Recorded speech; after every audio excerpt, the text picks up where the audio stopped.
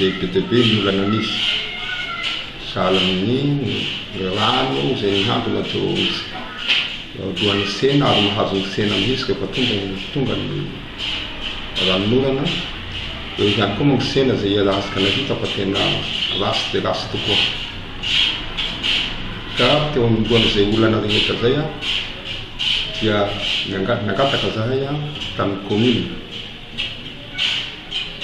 amin'ny fanamboarana ny canal sy fanamboarana ny sena.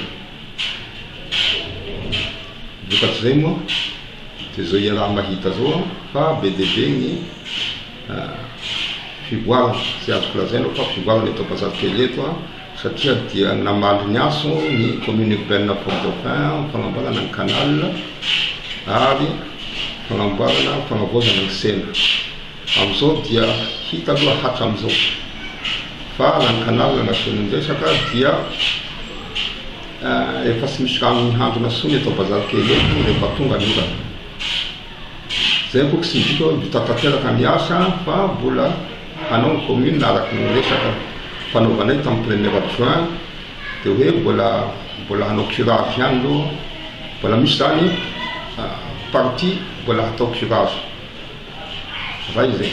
Fa oa raha mikasika ny sena ndray dia izy rahatsika mahita fa efa andalam-panamboarana izy io araky ny resaka moa dia hoe hatao sena vaky izy io fa miala amin'izay le resaka sena hazo ary ny fandaminana dia mbola eo atao miandalana ihany.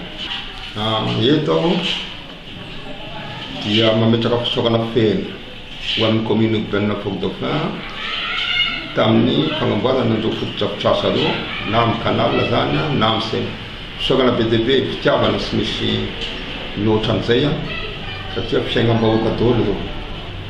Faharoa misaotra ihany koa amin'ny chef de région tamin'ny fanomezany fanampiana toy ny seza sy ny latabatra ny ordinateur dia isaorana anazy be dia be koa zay Andriamanitra ny ahitany fa zahay dia tsy afaka ahavita inona fa dia fa apetraka amin'Andriamanitra ny zava-dehibe.